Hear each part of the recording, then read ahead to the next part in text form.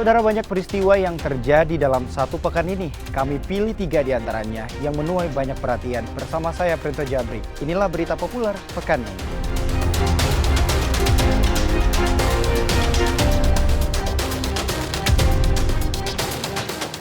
Saudara, pos lalu lintas di Makassar, Sulawesi Selatan dilempari bom molotov oleh orang tak dikenal.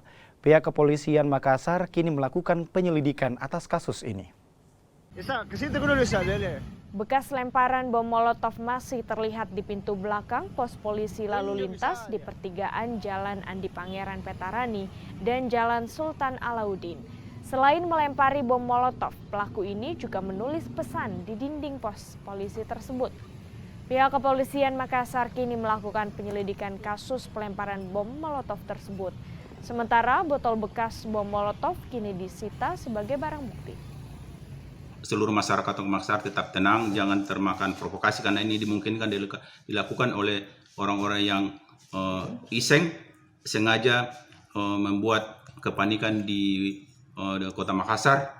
Polisi sementara melakukan penyelidikan dengan harapan masyarakat semua membantu untuk mengungkap kasus ini supaya tidak berkembang di kemudian hari.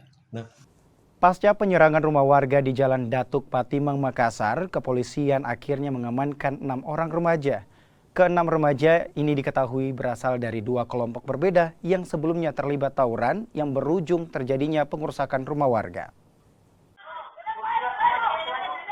Berbekal rekaman CCTV, polisi akhirnya menangkap 6 remaja yang diduga pelaku penyerangan rumah warga.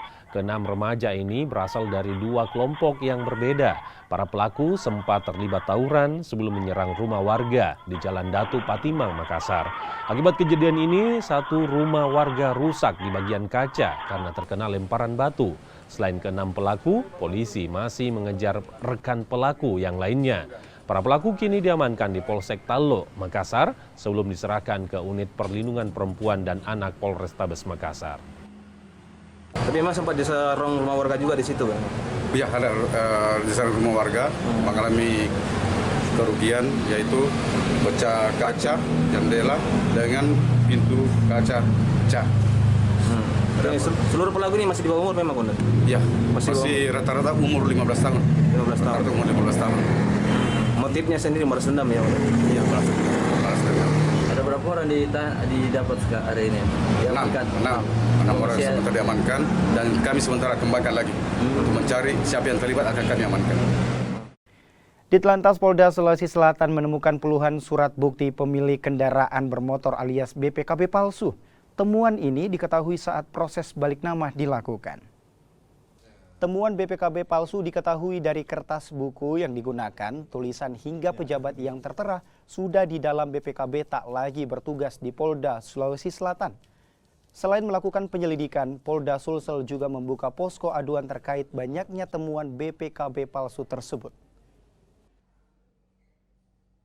Ya, baik untuk BPKB sendiri yang kami temukan di sini semenjak beberapa bulan terakhir masih ada puluhan BPKB yang kami nyatakan palsu berdasarkan spektek yang ada dalam buku tersebut.